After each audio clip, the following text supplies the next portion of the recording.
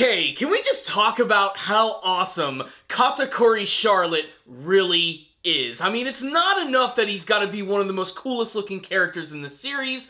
All of his abilities go 1-to-1 with freaking Luffy's, and he even dominates him in terms of raw extreme power. He has awakened devil fruit abilities. But I think one of the coolest and most ridiculous things about Katakuri Charlotte has got to be his birth. They actually bring it up in this chapter, and that's because Katakuri is a man who looks down on the ground. He never once has been beaten, never once has been defeated, and according to Brule, when he was born, he immediately stood up, walked over to a chair, and immediately fell asleep. This is a man who doesn't even sleep normally. He doesn't sleep on a bed. He looks down on the ground itself. This is an amazing character in the One Piece manga and anime series. Not only is he just completely over the top in every single way, but man, he might be my favorite villain from the entire series, and considering that he's barely even been around,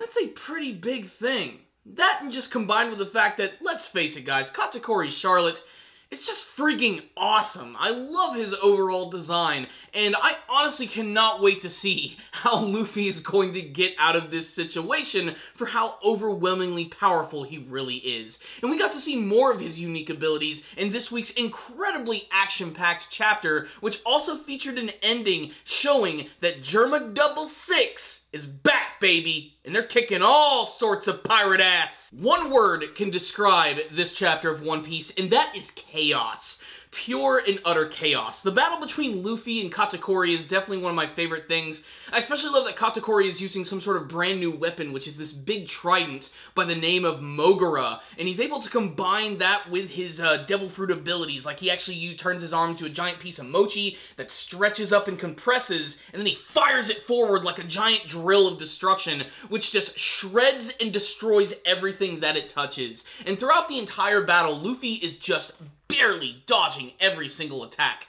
And I love all of the uniqueness of the ways that he's actually dodging. There's one scene where Katakuri is about to crush his head, and Luffy grabs his own head and stretches it back just so that it won't be hit by this incredible destruction. It's just insane and really inventive. And by the end of the chapter, Katakuri is using his awakening abilities, which, just like Doflamingo, allows him to actually transform all of this inorganic matter into what his actual abilities are. So he's Mochi, so he transforms the ground and everything around him into Mochi, and it's basically just this like giant wave of candy which captures Luffy, and Luffy's getting ready to go into Gear 4 right there, which only intrigues Katakuri, but at the same time, you can tell that he's getting slightly annoyed because no one has ever dodged his attacks this much.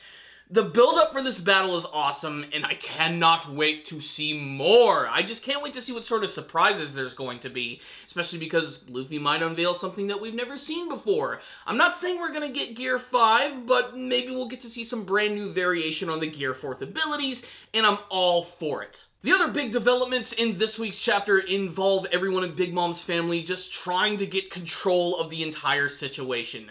Big Mom's not making things any easier either. I mean, like, she is literally going towards Nuts Island, which I don't know if they've ever showed Nuts Island before, but it's literally composed of like a bunch of giant peanuts, and even one of them has a freaking top hat on.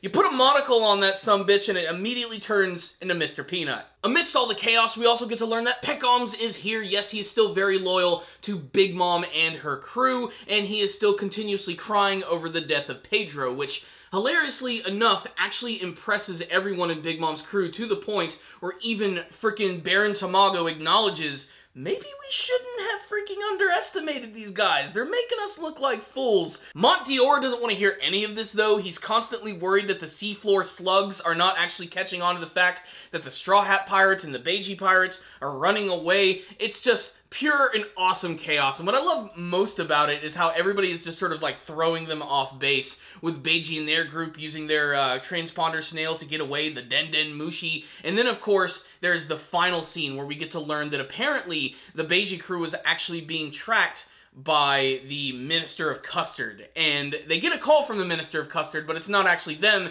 it's Germa 66, who had just got done beating the crap out of this massive army and the Minister of Custard. And the image of them standing on this, like, giant mound of bodies is insane. I love that it's Niji, too, who's the one who's actually talking back. Apparently, he does a really great impression of the Minister of Custard, but it's a really great scene seeing all of these guys just standing there. And, man, it's so triumphant and great. I just love it. That's it. That's all I gotta say. What's the rundown on this week's chapter of the One Piece manga series? I loved this one right here. I loved it so much that I'm afraid that the anime version is gonna screw it up. If I only had one thing to say, it's this. Toei Animation, don't muck this one up. Please give some TLC to this arc right here, because this finale has been absolutely insane. What has been the climax of the Whole Cake Island arc has been going on for quite some time, and there's been a lot of nice twists and turns, and I don't know how it's actually going to go down at all. That's what I really love about this, is the unpredictability of this arc, how it's very different than the previous ones that we've actually seen from the series. And so far in the anime version, it's been okay at best. But that's of course because the Whole Cake Island arc was very slow at the beginning. But once it finally gets to the wedding and everything kicks into high gear, that's when this arc became really fun for me. That's when I was just like, oh yeah, there's something really different about this one. The feel, the flavor, the look, everything just works so damn well in this arc right here.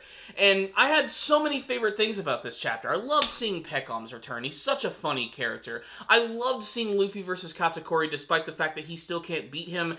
They're making a great case for why this guy is just so ridiculously powerful. And I love that they're bringing back the concept of awakened devil fruit powers, which we have seen a couple of times in the series. But every single time we see them, they're always really flashy and over the top and awesome.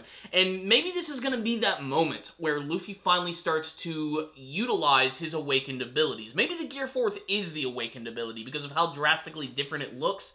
We don't really know. I'd like to think that it's going to go beyond Gear 4th at some point, like maybe he is going to have to push himself to attain some sort of brand new form that we've ever seen, a la Dragon Ball Z, but it's really up in the air at this moment. What I will say is, as far as entertainment value goes, this chapter really poured it on, with the incredible action at the beginning, the ridiculousness of Katakuri's birth, which to me is just a really funny image. I mean, just imagine Big Mom giving birth and then Katakuri just sort of waltzing right out of her, and then just taking a seat and falling asleep.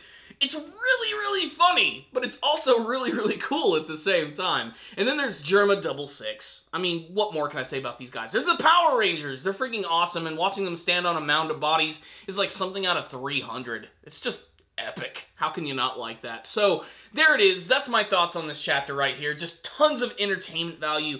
You guys need to check it out, and if I had a score for this one, it's a 5 out of 5 easily for me. I can't wait to see more of the battle between Luffy and Katakuri, especially when he goes Gear 4th, and I can't wait to see how it's all going to go down. But I want to hear from you guys. Make sure to tell me what you thought about this week's chapter of One Piece. What did you think of the battle between Luffy and the ground looking down Katakuri Charlotte? And what do you hope to see from the rest of their battle? What is Luffy going to unleash against the Mochi Mochi Man? And what do you hope to see from the rest of the Whole Cake Island arc?